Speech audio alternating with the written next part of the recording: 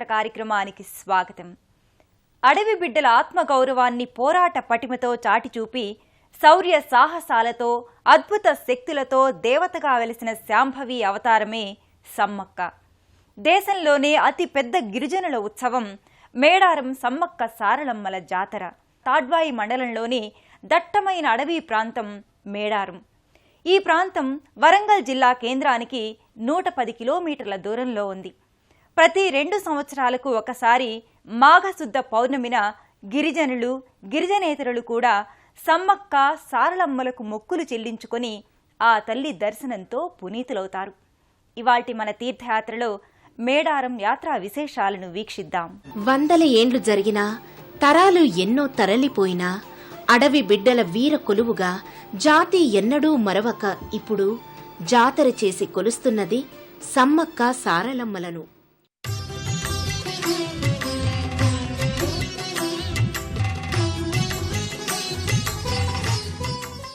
సమ్మక్క సారలమ్మల జాతర ఉత్సవాల సంరంభం జోరుగా మొదలైంది. ప్రభుత్వమే దీని నిర్వహణకు బాధ్యతాయుతంగా చేపట్టింది. రాష్ట్రం నలుమూలల నుంచే కాకుండా ఛత్తీస్గఢ్, మధ్యప్రదేశ్, ఒరిస్సా, మహారాష్ట్ర, కర్ణాటక వంటి దూర ప్రాంతాల వారు కూడా అమ్మవారి పూజలకు తరలివస్తారు.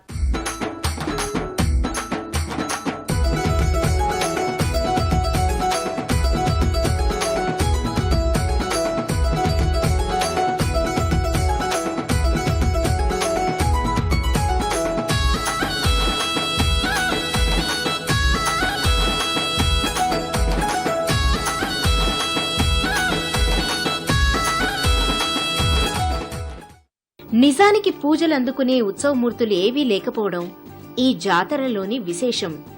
వెదురు బొంగులకు కట్టబడిన కుంకుమ భరణెలే దేవతలకు ప్రతీకలుగా గద్దెపై ప్రతిష్ఠించబడి పూజలందుకుంటాయి. సమ్మక్క గద్దె, సారలక్క గద్దెలను భక్తులు అమ్మవార్లు గద్దె మీదకు రావడంతోనే కట్టలు తెంచుకున్న పారవస్యంతో మొక్కి మొక్కుబళ్లు చెల్లించుకుంటారు.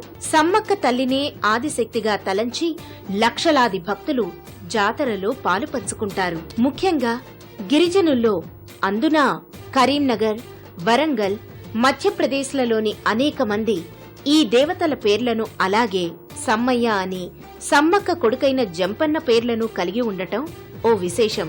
ఆయా పేర్లు కలవారు జాతరకు తప్పనిసరిగా వచ్చి తమ కోరికలను విన్నవించుకోవడం, అమ్మకు మొక్కుబళ్లు చెల్లించుకోవడం చేస్తారు. మేడారంలో జాతర జరిగే స్థలం వద్ద దాదాపు 50 ఎకరాల మేర లక్షలాది భక్తులు గుమిగూడి అమ్మ దర్శనం చేసుకుని తమ కోరికలు కోరుకోవడం, 2 ఏళ్ల క్రితం ప్రార్థనలతో ఈడేరిన తమ కోరికలకు ఇప్పటి జాతరలో మొక్కుబళ్లు తీర్చుకోవడం చేస్తారు.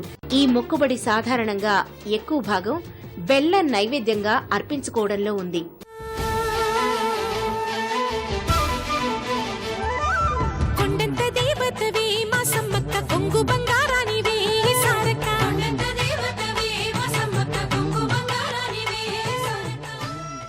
సమ్మక్క సారలమ్మలకు తమ కోర్కెలు తీరితే తమ ఎత్తు తూకం బెల్లాన్ని సమర్పించడం ఒక ఆనవాయితీ.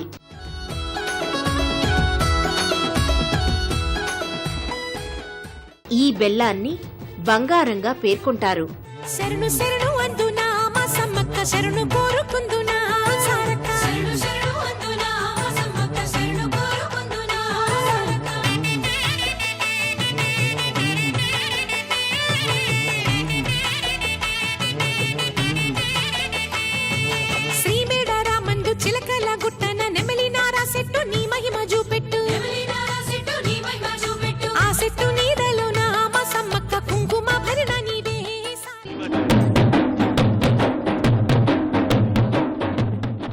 కోటి మహిమల తల్లి సమ్మక్క, కొండ కోణంలో వెలిసింది సమ్మక్క, కోయ రాజ్యమందు సమ్మక్క, కోటి కాంతులే తెచ్చింది సమ్మక్క. పూర్వం బక్కయ్యపేటకు చెందిన కోయలు కొందరు వేటకు వెళ్లగా దట్టమైన అడవిలో పసిపాప ఏడుపు వినిపించింది. పెద్ద పులుల పహారాలో ఓ పసిపాప కనబడింది. ఆమెను దైవాంశ సంభూతురాలుగా భావించి గూడానికి తెచ్చి మాఘశుద్ధ పౌర్ణమి నాడే సమ్మక్క అనే పేరు పెట్టి ఆమె సేవలో పునీతులవసాగారు. సమ్మక్క అందరితో కలివిడిగా ఉంటూ వారి కోరికలను తీర్చే కొంగు బంగారంగా అనుగ్రహించేది. పిల్లలు లేని వారికి సంతాన ప్రాప్తిని, కుష్టు వంటి దీర్ఘవ్యాధులున్నవారు సైతం ఆమె స్పర్శతో ఆరోగ్యవంతులు కావడం, అలా ఆమె రాకతో గూడెమంతా కోయలకు అన్నీ శుభాలే కలుగుతుండేవి. మేడారం కోయదొర పగిడిద్ద రాజుతో యుక్త వయసులో సమ్మక్క వివాహం జరిగింది. మేడారం గిరిజన గూడాన్ని పగిడిద్ద రాజే పాలించేవారు.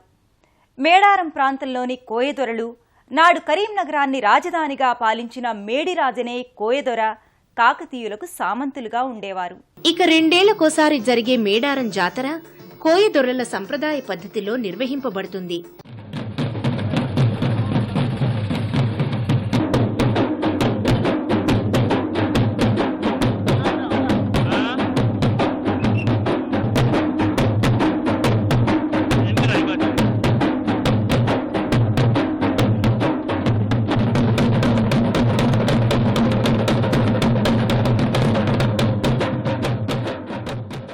గిరిజనులే పూజారులుగా వంశపారంపర్యంగా ఈ జాతరను 10 రోజుల ముందు నుండే పూజా కార్యక్రమాలతో నిర్వహిస్తారు.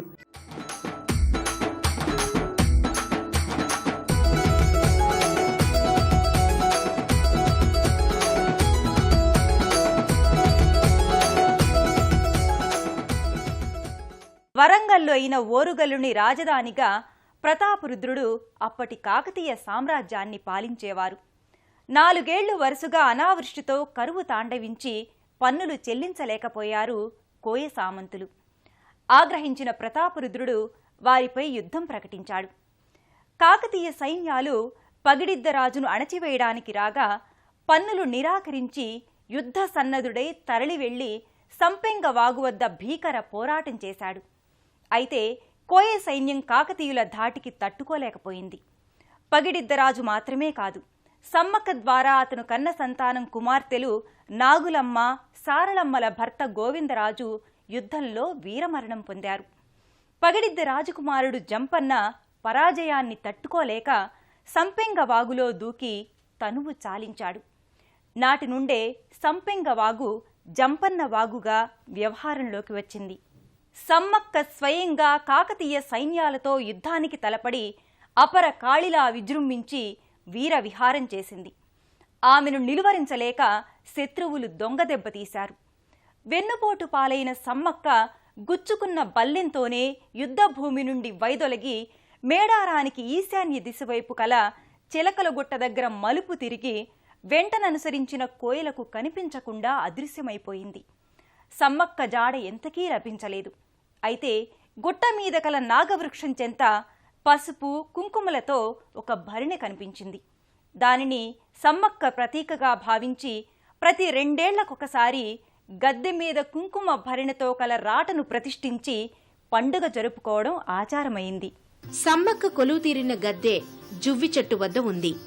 ఈ వృక్షాన్ని కూడా భక్తులు సమ్మక్కను పూజించినంత శ్రద్ధగా కొలుస్తారు. భక్తులు లైన్లో నిలబడి సమ్మక్క అమ్మను దర్శించడానికి గద్దె రాటకు మొక్కి పూజలు నిర్వర్తించి అటుగా సారలమ్మను దర్శించుకొని ఆమెకు కూడా మొక్కుబడులు చెల్లిస్తారు.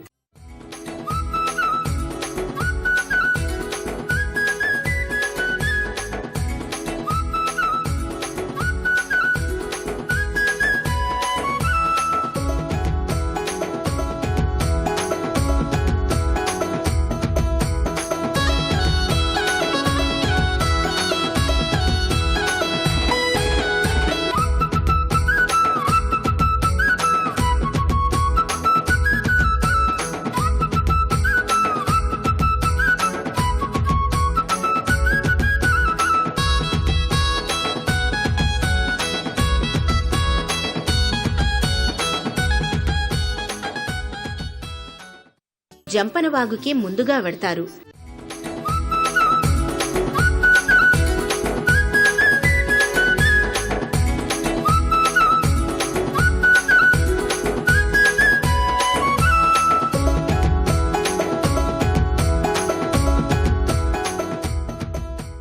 జంపనవాగు వద్ద బ్యారికేడ్లను, స్నానఘట్టాలను ఏర్పాటు చేసి భద్రత నిమిత్తం గజ ఈతగాళ్లను కూడా ఉంచుతారు.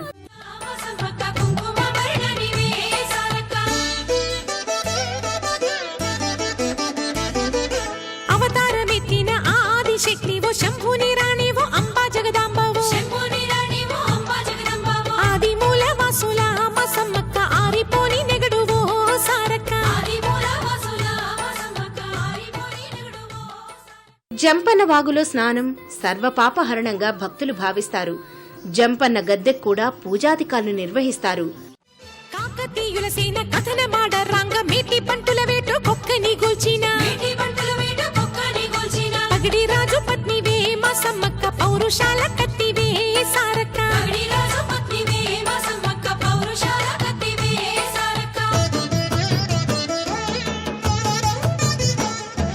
కంకణ కణకణ కథనాల కేళివో శాంకార ఓంకార శబ్దనాదానివో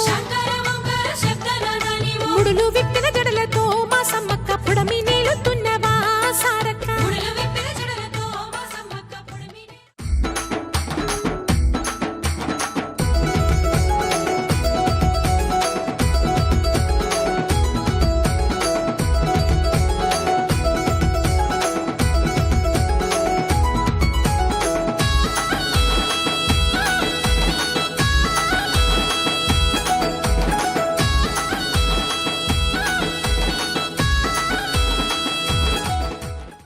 కోయగూడానికి కన్నతల్లయి మేడారం మహాలక్ష్మిగా, ఆదిశక్తిగా, పరాశక్తి పరమేశ్వరిగా, కోయంటూ పిలిస్తే ఓయంటూ పలికే భక్తజన కల్పవల్లిగా సమ్మక్క సారళమ్మలు అందరినీ సదా తమ కరుణా కటాక్ష వీక్షణాలతో తరింపచేయాలని ఆకాంక్షిద్దాం. జాతరకు తరలి వెళ్లిన భక్తజన సందోహమంతా అమ్మ కృపతో తరించాలని మనము కోరుకుంటూ మళ్లీ కలుసుకుందాం.